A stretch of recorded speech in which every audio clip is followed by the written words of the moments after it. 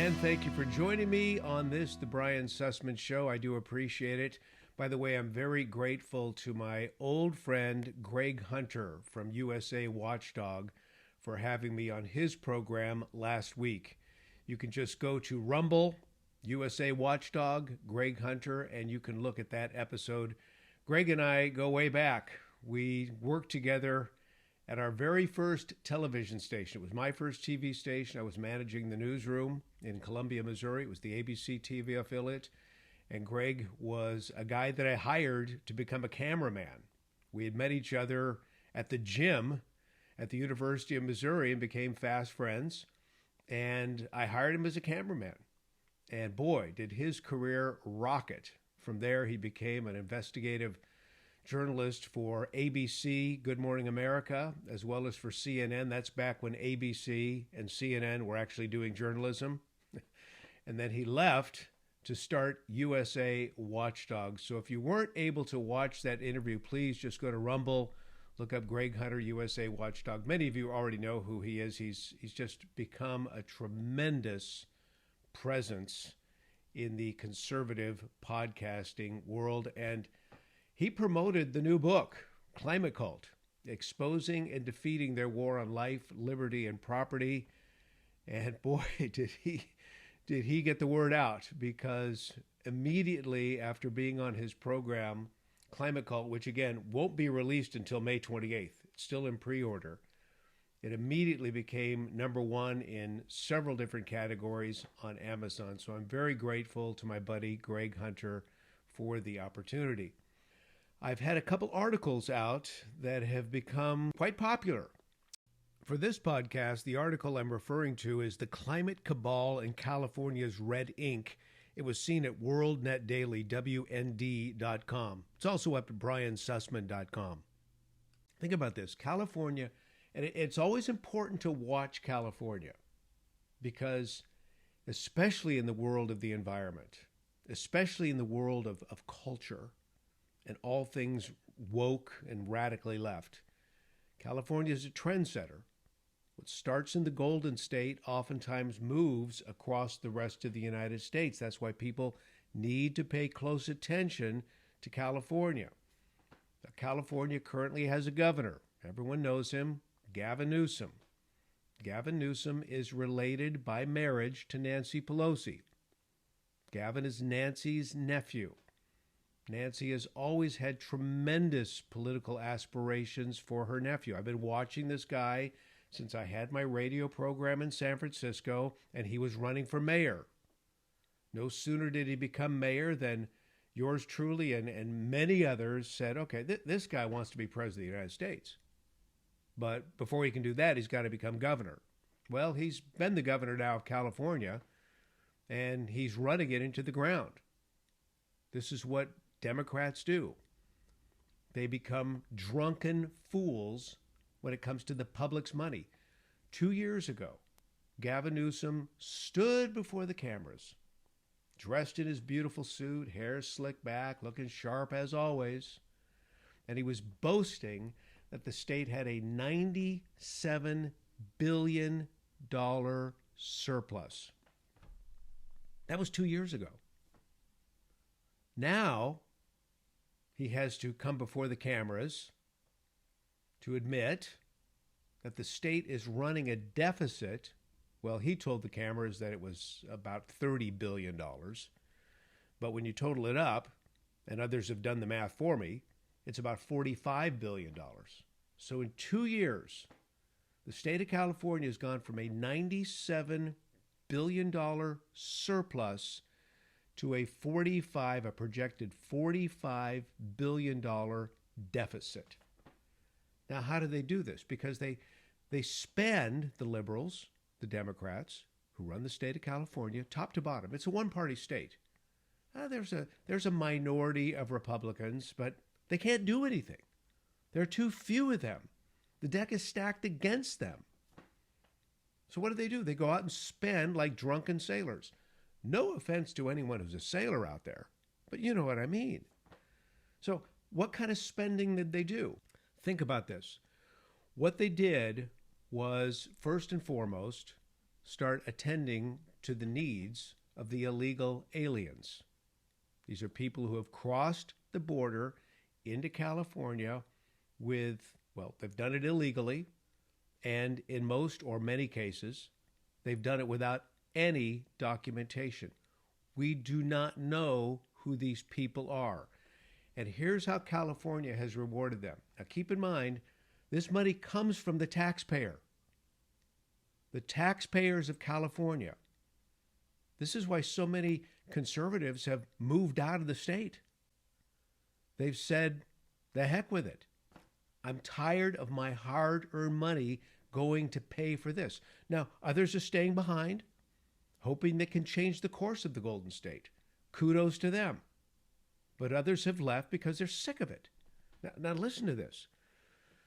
First of all, the state constructed hospitality centers near the border to welcome new arrivals, furnishing them with clothing, backpacks, making sure they were able to get phones, had medical exams, and then, of course, there were tips on how to game the system. They also introduced comprehensive Medi-Cal insurance for the undocumented. In other words, these undocumented people, these illegal immigrants, came into this country, and the first thing they were able to sign up for in California is medical insurance. Now, those of you who are watching this broadcast on YouTube or Rumble, or listening to it on many of the audio platforms, you're hardworking people. Your health insurance comes from your work. You have to be employed to have the health insurance. If you're not employed to have the health insurance, you're buying it. You're spending your money to purchase this. Some of you are retired. You have Medicare. But guess what? You worked a lifetime to pay into that system. These people are coming across the border and boom, getting what you've had to earn. Okay, that's the first thing. Second thing, they're given free debit cards for purchasing groceries. If you're over 55, or claim to be over 55, because again, you're here illegally. There's no documentation. So let's just say you can look the part of 55. All you have to do is say, yes, I'm 55. You'll get free debit cards to buy groceries. This is what we're doing for illegal immigrants. This costs a lot of money. Second thing, California spent a lot of money by becoming a sanctuary for out-of-staters seeking abortions. So your state has put the kibosh on abortions or late-term abortions. Guess what? Come to California. There are agencies and groups that will arrange for you to get free transportation here. Maybe it's a plane, maybe it's a train, maybe it's a bus, maybe it's an Uber. They'll work on that for you to make sure you have free transportation. And then once you get here, they're going to make sure that you get the free abortion. It's all done in the name of reproductive freedom. It's not so free for the child involved, but for the person who wants that abortion, California will bend over backward to make sure that you don't miss your opportunity for an abortion. Then they have gender-affirming medical assistance without a parent's knowledge. Gender-affirming medical assistance. What does that mean? You can be a child from out of state and come to California where it has become a sanctuary for you. You can come here, you want to change your sex. The state of California will help you do that under the radar so your parents, you could be a minor, so your parents will not know about it. We're harboring minors from being caught by their parents when these minors want to change sexes. And then there are agencies in California that help make sure that you can get that done without parental approval. It makes sure you can get that done for free. And there is taxpayer money being used for this. Then millions more. Again, we're talking about how do we get from this budget deficit, currently some $45 billion, how do we get there today from this surplus we had 2 years ago of literally almost $100 billion? Well, many millions have been wasted on homelessness prevention. How's that going for us? There are more homeless in the state of California than ever. We've also spent billions remodeling public schools and installing artificial turf football fields in the state of California. Now, they say this is to improve education. You can build the new school. You can remodel the new school. You can build the new gym. You can build the football. What is that doing to really and truly help with the education in the state of California? Zero. These are indoctrination centers. And some of the parents feel so good because look at this school. Wow, it has these awards for achievement. And my gosh, the grounds are so beautiful and that structure is so elegant. It's all propaganda. And by the way, all of this construction, all of this remodeling is done with union labor. Nothing against guys and gals working for the unions, but it's done with union labor.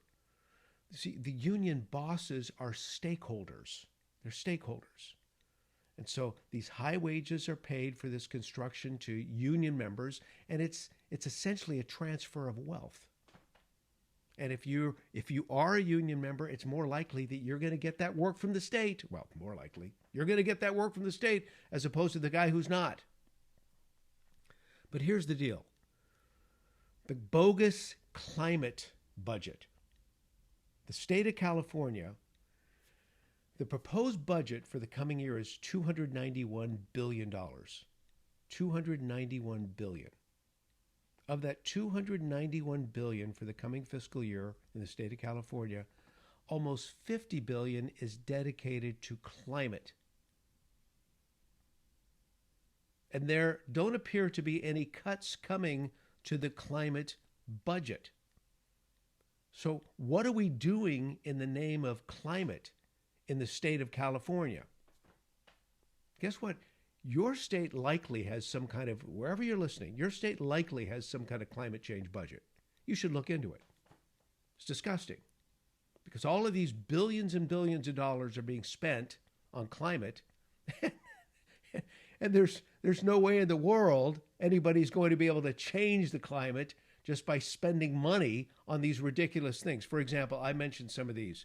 And by the way, the Inflation Reduction Act passed by the Democrats.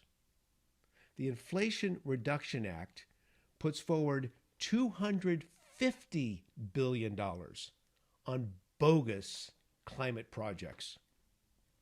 And this is why Joe Biden wants another term. Because if he can sucker the people into 250 in his first term, who knows what he can do in the second term. And none of this can alter the climate by even one skosh of a degree. Now, let's talk about the state of California's fiscal budget. For the next year, it's going to be $291 billion.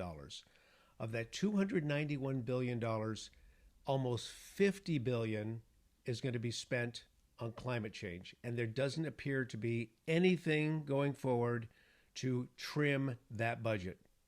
It's just too important. So what is the state of California going to spend $50 billion on? Well, first and foremost, all those gas and diesel vehicles employed by the state. Some of them a diesel vehicle will last forever. We're going to take these otherwise perfect vehicles, get rid of them, and replace them with electric vehicles. Well, because fossil fuels are just evil. So how are those electric vehicles going to be charged? Well, with natural gas. By and large, the grid is run on natural gas. You can have all the solar and all the wind you want, but when it's nighttime and you're charging the vehicles, they're being charged with pretty much all natural gas. When the wind's not blowing or the wind's blowing too much, the turbines don't work. So that's not going to work either. They're being charged with a fossil fuel, natural gas. But no one wants to talk about this. This is all about looking good. This is all about rewarding those companies that are otherwise losing tons of money on these electric vehicles. You've seen the stories about the Ford Motor Company. For every electric vehicle sold, they're losing $130,000. But beyond that, the state is also going to do this. They're going to provide more tax credits for residents of California who purchase their own electric vehicle. It's a subsidy. These vehicles wouldn't sell without the subsidies. And we're going to be subsidizing here in the state of California the acquisition and installation costs of home rooftop solar panels. Now, I continually say we. Listen, California is the state where I was born, where I grew up in my early years, where I've lived most of my life. But I can tell you, I've made a switch in recent years. My domicile is now Nevada. I just got sick of it. And I was especially irritated with the whole idea that in retirement, I would have to pay California a portion, 10%, of my income so they can fund these ridiculous, woke, insane programs. But that's just me. I'll continue here. There's also this. In the California climate budget, $364 million for the ambiguously tagged Extreme Heat Action Plan. Do you know a significant portion of California is desert? An even more significant portion of California naturally and has always received less than 13 inches of precipitation a year. That would include, for example, the Silicon Valley. It's a naturally dry state with naturally extremely warm, hot temperatures in the summer. That's the climate of California. Always has been, always will be. There's also $475 million designated for the Climate Innovation Program. This is by and large money given away to think tanks and various organizations who are researching ways to alter the climate through these crazy and wild plans and fixations that they have. All designed to give people who otherwise have worthless college degrees employment. Then there's $221 million to be spent on observing sea level rise. Stop the press. I'll repeat that. $221 million, taxpayer money, to when California is running a $40+ billion deficit, $221 million to observe sea level rise. Now, can I just share with you something? And I talk about this in Climate Cult. If you take your index finger and your thumb and place them as close as you can together without touching,